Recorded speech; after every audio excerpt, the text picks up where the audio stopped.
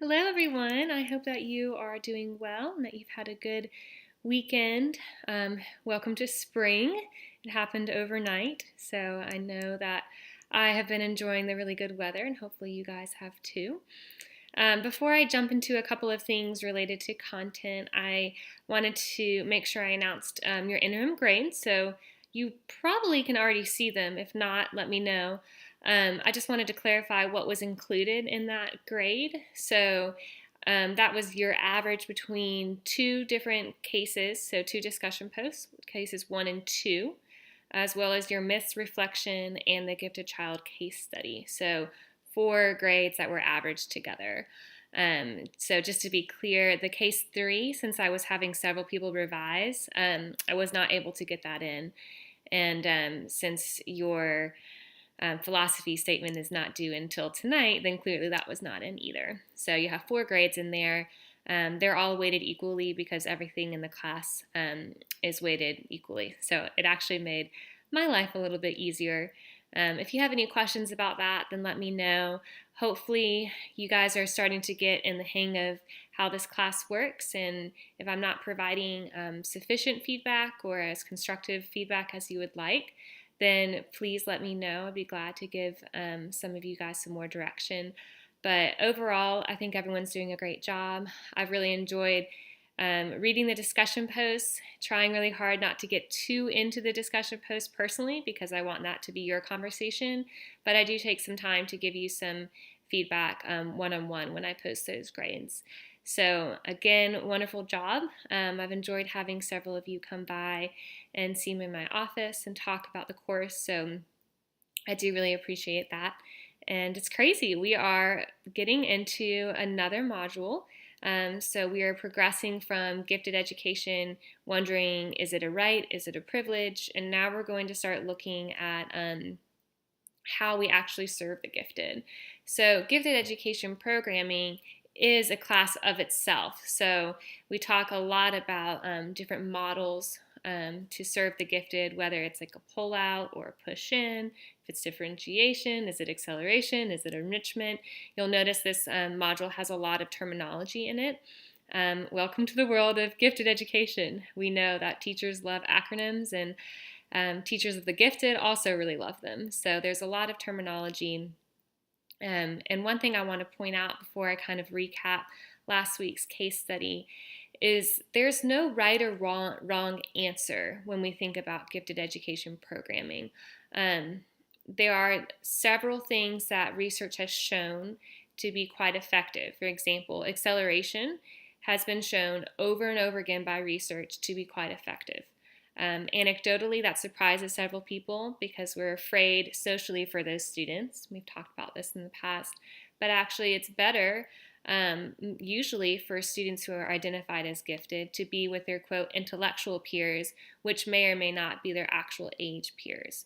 So research definitely supports some models over others. Research really supports acceleration. But I want to stay clear of saying this is the paragon of gifted education. This is the number one thing we always want to do because gifted students are all different. So it's not as if we can say, here's a very neatly packaged, the best form of gifted education. So as you progress into this module, I do want you to be open-minded and really start to consider some of the case-by-case situations that may be going on. Just to draw back a couple of minutes here, I wanted to recap a couple of things from the right versus privilege case that we had.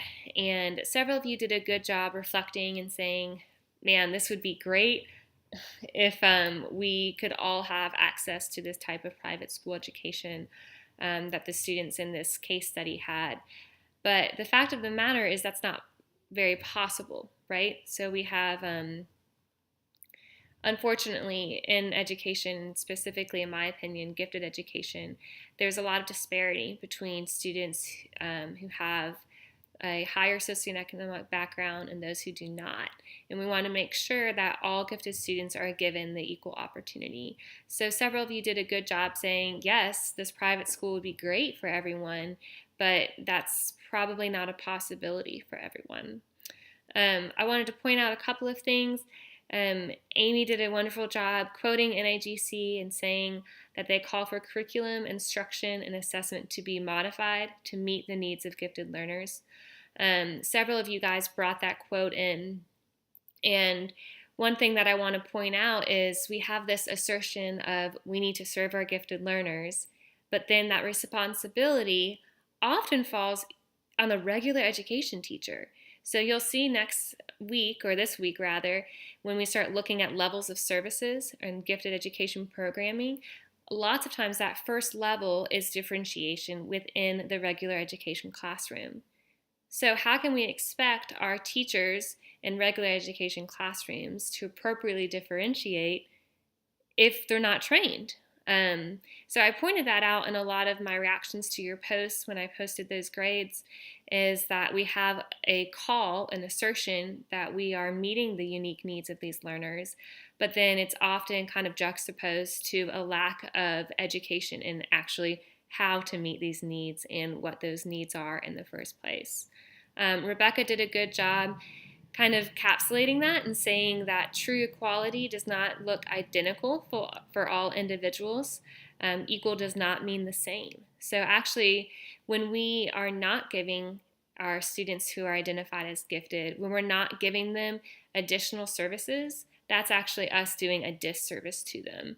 Several of you guys have reflected on that, saying, I wouldn't refuse to give an English language learner specific services to meet their needs, yet we are actually neglecting to give the gifted education, or the gifted students rather, some of those services that would most effectively meet their needs.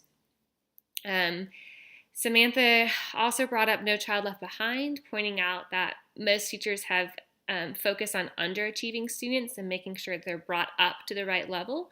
So with No Child Left Behind, what we're doing is trying to close all of those achievement gaps. And we have these students way up here, yes, not even in the screen, who are so highly gifted, but we're not, quote, worried about them because they're already at the level that they're supposed to be in that one grade. So in my opinion, I think I actually wrote this in someone's post, when I think of No Child Left Behind, I think, unfortunately, the gifted children are often left behind. So we can't assume that equality means they all need to be on the same level. Some quotes from the reading that I really like is, gifted education is really equal education. So I love this illustration of the swimming lesson. So I have been swimming, I think I learned how to swim in like kindergarten. I grew up swimming every summer in my neighborhood swim team. And if I were to enroll in swim classes, they wouldn't put me in the class that said, we're going to teach you how to float. Like I've got that down. So a lot of times we as educators are tempted to mistake learning for understanding the material. So it could be that our third graders, they're understanding all of the material that we're giving them, but that might not mean they're learning anything new. And that really makes us step back for a while and think, what is the actual purpose of education in the first place? Are we teaching them to learn, or are we just trying to get them onto this basic foundation level and keep everyone the same? So the question, is it a right or is it a privilege, is complicated, right? So our guts really tell us, oh, it should be a right, or at least that's what my gut says. I'm excited to read those philosophy statements. But as we start to dig into the actual laws that govern this, we see that it's a lot more messy. So federal law acknowledges that children with gifts and challenges, or gifts and talents, require these non-traditional types of services, but it doesn't really go further than acknowledging. So at this moment, gifted education is very local. It's very dependent upon the district. At times, it's even dependent upon the school. So we do have a federal position saying these gifted students exist. They probably need different services. Have fun, states. And then the states are trying to figure out, do we adopt the federal definition of giftedness, or do we have our own definition? And then what's even more complicated than that, which we'll see this coming week, is how do we serve the students? So one of the biggest problems in gifted ed, I have come across this so many times doing consulting work, working, I've mentioned before, I did a military grant. We were looking at their gifted education program. One of the biggest problems is a lack of alignment. So we have a very broad definition of what it means to be gifted. And then we have a really specific gifted education service. So, for example, let's say my definition of giftedness includes artistic talent, which would be great, includes creative thinking, which you guys who know me at all know how passionate I am about creativity. But if my services do not then provide for students who are highly creative and give them scaffolding to continue to increase those creative thinking skills, then that misalignment is actually a really big problem. So I always like to kind of highlight why we do these modules in the order that we do. And right now I want you thinking, okay, is gifted education a right or a privilege? We can see now this is kind of complicated. It's kind of both depending upon where we are locally. But now I want you to think about the practicality of this. So if we really want to serve these gifted children, how are we going to do it? We know there's a lot of money in several states for this.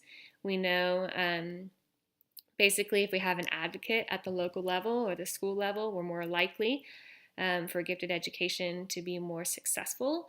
So the question this week, or really these next 2 weeks, is how do we practically serve these gifted children? So we'll get into different types of gifted education programming. So a little bit of a sneak peek into next week's discussion post. So the case study in this week is a little bit longer than usual, and it's walking you through one of a very common situation. We have Mr. Draper. Draper is coming into school for the first time. He's the gifted education specialist, and the day after he starts, the principal says, I want you to do a overview of our gifted education programming. Very common. In fact, I worked with, on that same grant, our point person in the defense schools had been working there for 2 days before we were hired. So happens quickly. So basically what you're looking at for this case study is analyzing Mr. Draper's existing gifted education philosophy, gifted education programming that the school is providing, and looking for examples of best practices within that. So what I would suggest is definitely read that case study first, keep that in your mind, and then progress into the library materials. And as you read in the library materials, keep in mind some of the things that are, quote, best practices that you see Mr. Draper already doing. For example, you can see he has what's called a level of services design. So it basically is saying that all students receive some kind of service, whether they're, quote, high achieving, or if they're gifted, or if they're highly gifted, and depending upon their special circumstances, they receive a different level of services. So the challenge for this week is to start thinking practically. We've had this kind of philosophical debate last week. I'll let you really delve into whether you personally believed gifted education would be a right or privilege. And the week before, of course, examining the laws that actually governing this and starting to see that a lot of the responsibility does fall on very local environments, even district to district.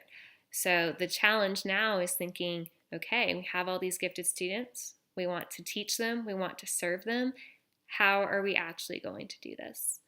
So that's a challenge for the week. Again, I'll be looking for the first parts of those discussion posts by Friday, and then your reactions by Sunday. Hopefully you're starting to see that everything in this class really builds on each other. So what I would hope for you guys by the end of the semester is that I'm really priming you to be those gifted education advocates. So if gifted education is so driven locally, then I want you guys to be that local advocate who can say, hey, we really need to give specialized services to these students. We really need to remember that equality does not equal the same. we really need to not forget these students who are way up here just because we are focused on closing the achievement gap. So, wonderful job again. I am always here if you have any questions or comments. Several of you have been emailing me, and I appreciate that. And of course, I'm more than willing to set up any kind of conference call as well. So have a great week, and I look forward to reading those philosophy statements this evening.